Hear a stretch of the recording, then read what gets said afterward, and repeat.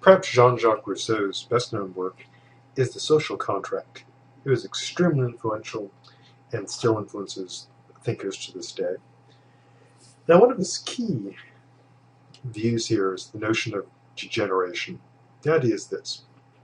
As we saw in the previous video, he takes the view that initially people are naturally good, but what happens, according to him, is there's a degeneration of the state of nature into a lawless state, devoid of morality. And it's interesting to compare this to Thomas Hobbes' view. Although Hobbes did not have like an initial good state, what we see in Jean-Jacques Rousseau is this fall from a natural state into a state of nature that is rather unpleasant and bad. Now, once we get into this state, this lawless state devoid of morality, then, as he sees it, we need laws in order to survive, because we're in competition with each other, but also dependent on each other. And this leads to two problems. Problem one, by being in competition, we're a threat to each other's survival. Problem two, by being dependent on each other, we're a threat to each other's independence. So we have to sort out those two problems, namely survival and independence. His solution, which is of course not unique to him, is the idea of creating a social contract, which allows, according to him at least, both survival and liberty, addressing both those problems. Now his solution, which is kind of his defining sort of component of his theory, is the general will.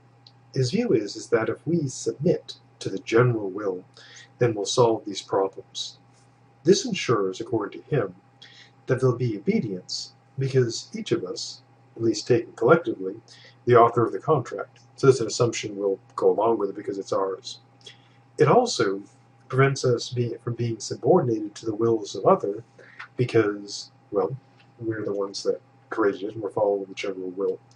This general will has been incredibly influential on political thought since Rousseau's time.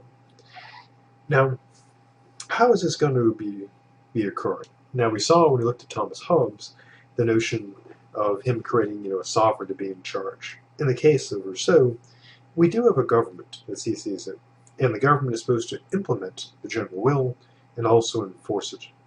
Now, his view was that the government should be relatively small, a limited number of magistrates, and they would, handle the government's business.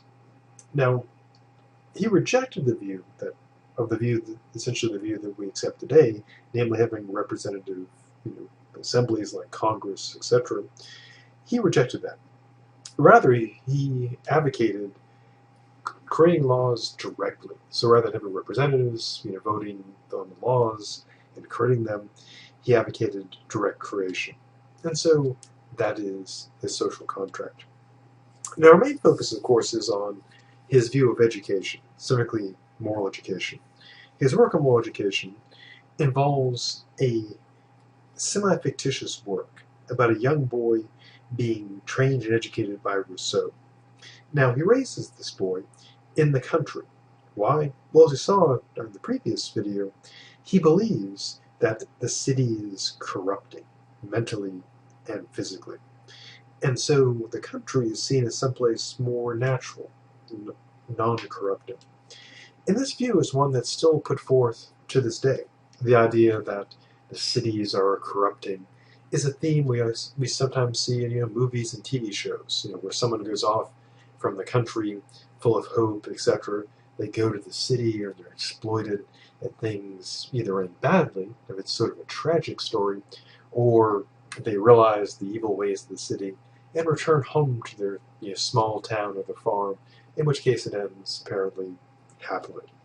We also see it these days in politics. The idea being that the big cities are not the real America, and that the non-city places are the real America.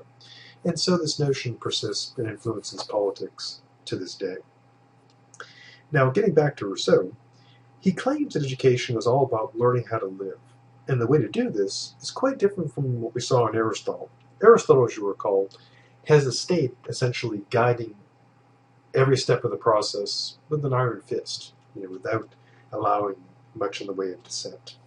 In the case of Rousseau, though, his view is that the youth should have a guardian, but the guardian essentially doesn't crush them and force them to compel to these rigid laws, etc.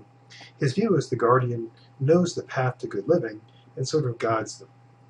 And he goes through 3 sections or stages of growth.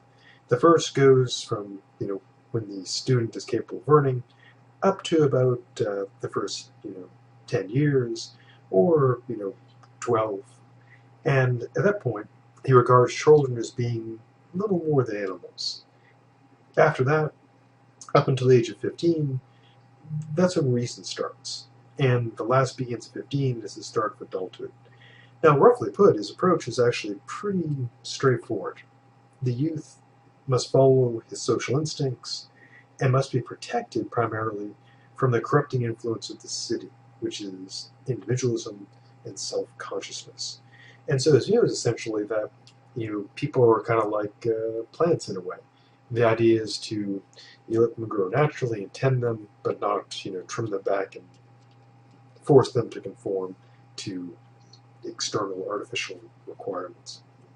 Now, as I might imagine, this theology of nature is something that was not particularly accepted by religious thinkers at the time. It was condemned by both Calvinists and Catholics. And next time we'll turn to looking briefly at the actual work itself.